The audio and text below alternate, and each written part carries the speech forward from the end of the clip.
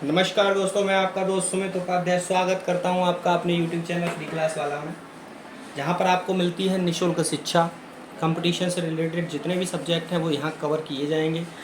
Math, reasoning, GS तीनों subject बिल्कुल free में कराए जाएंगे। मैथ चल रहा है, मैथ का एक लिमिटेड कोर्स हमने रखा है, वो समाप्त होते ही हम आगे रीजनिंग की तैयारी करेंगे और रीजनिंग के बाद में फिर हम जीएस की तैयारी करेंगे। ठीक है, जैसा कि पिछली वीडियो में हमारा क्वेश्चन नंबर 7 हम कर रहे थे।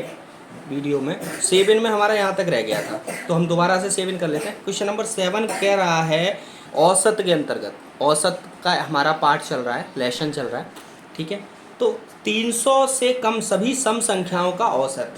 तो भाई 300 से कम संख्याएं, पहले तो ये देखिए 300 से कम सम संख्याएं कितनी होंगी। भाई कुल संख्याएं 300 हैं और सम संख्याएं कितनी होंगी 300 तक। अगर पूछेगा तो 150 सम होंगी उसमें और 150 विषम होंगी। ठीक है, अब 300 से कम यानी 300 एक संख्या सम निकल गई 300 में से, 150 में से, तो कितनी बची 149। तो सम संख्याओं का औसत, औसत हम जानते हैं औसत क्या होता है, सम संख्याओं का औसत होता है n+1।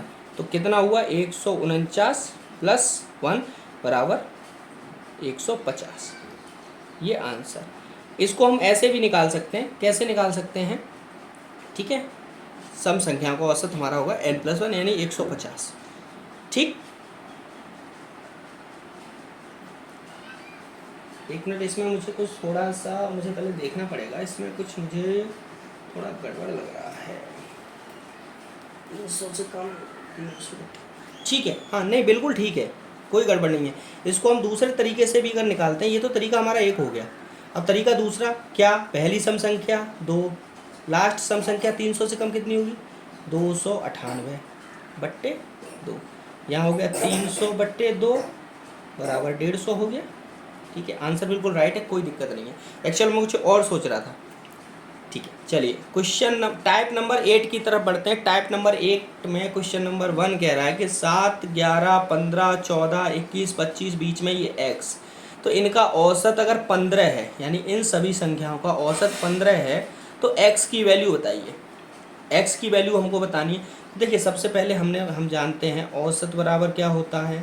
कह देंगे सर औसत बराबर संख्याओं का योग बट्टे कुल संख्याएं। तो औसत बराबर संख्याओं का योग कितना हो गया 7 और 11, 18, 15, 33। x को पहले अलग रख लेंगे, तो x + 33, 14, 47, 1, 48, 20, 68, 5, 73, 20, 93 बट्टे संख्या कितनी है 1, 2, 3, 4, 5, 6, 7, 7। अब औसत दिया हुआ है, ये है 15 बराबर x + 93/7।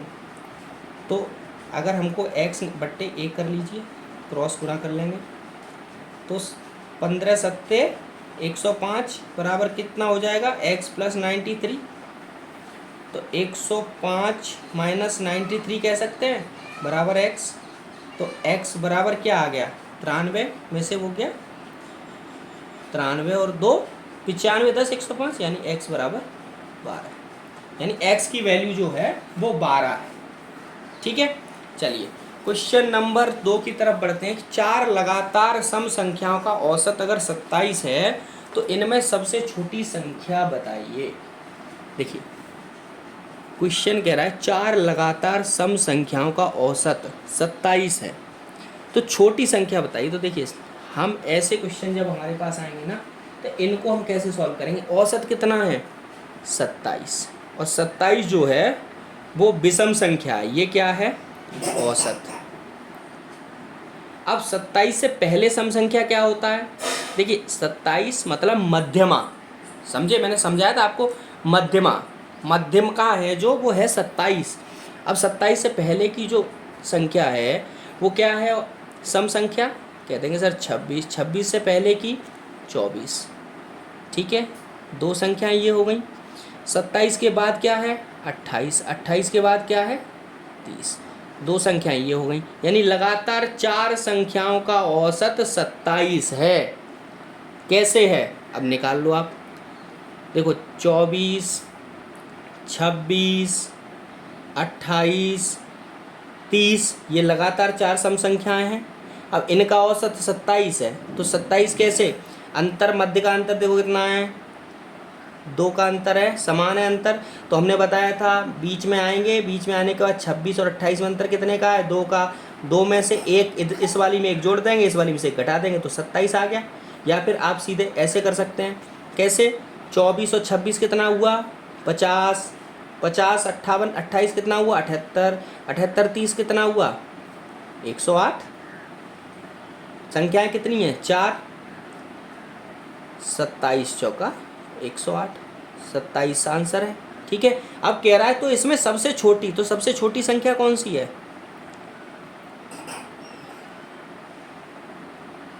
कह देंगे सर सबसे छोटी संख्या 24 है। ठीक है। और क्या सबसे बड़ी है? तो सबसे बड़ी 30 है। चलिए आगे बढ़ते हैं। 7 क्रमागत संख्याओं का औसत 33 है। सबसे बड़ी संख्या बताइए। इस क्रमागत संख्या कह रहा है ना, क्रमागत संख्याओं का मतलब समझिए क्या होता है। क्रमागत संख्याएं का मतलब होगा एक क्रम से। ठीक है। एक क्रम से औसत 33 है। 33 ये ऑलरेडी क्रमागत हैं, तो इससे पहले वाली होगी 32, इससे पहली वाली होगी 31, इससे पहली वाली होगी 30, इसके बाद वाली होगी 34, इसके बाद वाली होगी 35, इसके बाद वाली होगी 36। ठीक है। 7 हो गई क्रमागत संख्या। अब इसमें देखिए या तो न तो सम लिखा है न विषम लिखा है, तो इसलिए क्रमागत का मतलब होता है जो जनरल नंबर होते हैं ना हमारे प्राकृतिक नंबर, वही नंबर। तो इसका औसत 33 है, तो सबसे बड़ी संख्या कह देंगे सबसे बड़ी संख्या 36 है। 36। ठीक है। सबसे बड़ी संख्या 36। ठीक है। चलिए समझ में आ गया। देखिए इसको हम निकाल भी सकते हैं, इन सब का योग करके 7 का भाग दे देंगे, 33 ही आएगा। अब 33 आएगा तो 33 से 3 पहले संख्याएं होंगी, 3 बाद में संख्याएं होंगी, तभी तो 7 संख्याएं होंगी क्रमागत। ठीक है। चलिए क्वेश्चन कह रहा है 6 क्रमवार विषम संख्याओं का औसत 48 है। 48 औसत है क्रमवार यानी क्रमागत। ठीक है। 6 तो सबसे बड़ी एवं छोटी संख्या का अंतर बताइए। तो देखिए 48 के बाद में जो आएगी वो क्या आएगी? विषम 49। 49 के बाद क्या आएगी? 51। 51 के बाद आएगी 53। ठीक है। 48 से पहले आएगी 47। 47 से पहले आएगी 45। 45 से पहले आएगी 43। तो ये 3 और 3 6 है। 6 क्रमवार संख्याओं का औसत 48 है। भाई विषम संख्याओं का बताया ना, 48 तो सम संख्या है, ये तो इनका औसत है।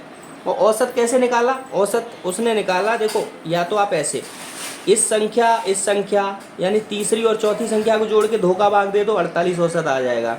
ठीक है। या फिर आप देखो 47 के बाद है 49, 3 के बीच में निकालना है तो 47 के बाद आता है 48 और 49 से एक पहले आता है 48, तो 48 इसका औसत हो गया। अब कह रहा है इसमें सबसे छोटी और सबसे बड़ी संख्या का अंतर। सबसे छोटी संख्या ये है 43 और सबसे बड़ी कितनी है? 53। इनके बीच का अंतर कितना है? कह देंगे सर 10 अंतर है। यही हमारा आंसर है। ठीक है। क्वेश्चन नंबर 5, ये बहुत ही अच्छा क्वेश्चन है, ये बहुत ही अच्छा क्वेश्चन है। क्वेश्चन कह रहा है, प्रश्न कह रहा है कि यदि ABCDE 5 क्रमिक विषम संख्याएं हैं, क्रमिक विषम संख्याएं हैं, तो इनका औसत बताइए। देखिए मैंने आपको पहले कुछ बताया था कि क्रमिक विषम संख्याएं होती हैं। अगर क्रमिक संख्याएं विषम निकालनी है हमको, ठीक है, तो उनमें अगर हम 2 जोड़ दें, किसी भी संख्या में 2 जोड़ दें तो वही संख्या लौट के आती है। यानी विषम संख्या में 2 जोड़ दें तो अगली संख्या विषम आएगी, फिर 2 जोड़ दें तो अगली संख्या विषम आएगी, फिर 2 जोड़ दें तो अगली संख्या विषम आएगी। ठीक है। कैसे?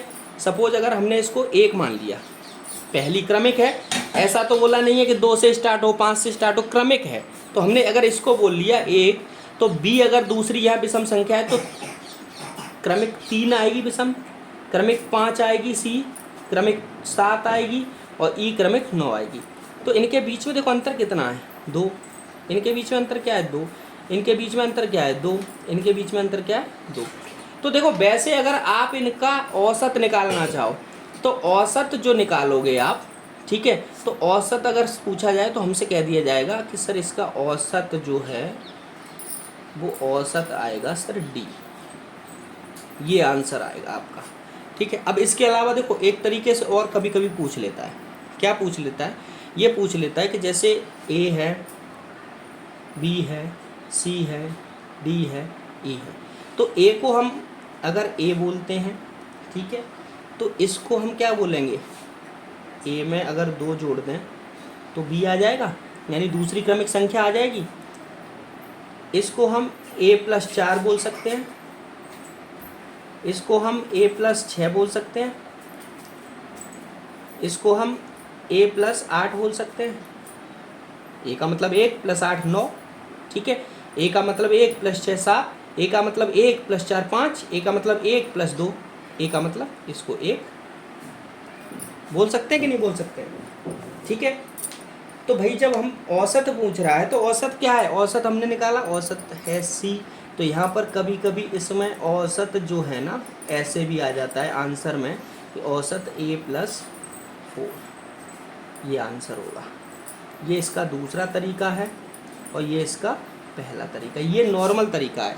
औसत सी बोलेगा, डी नहीं होगा, ठीक है। ये पहला तरीका है, ये दूसरा तरीका है। तो दोनों में से अगर आपका इस तरीके का क्वेश्चन आता है और आपसे पूछता है तो आप बता सकते हैं, ठीक है। चलिए, ओके।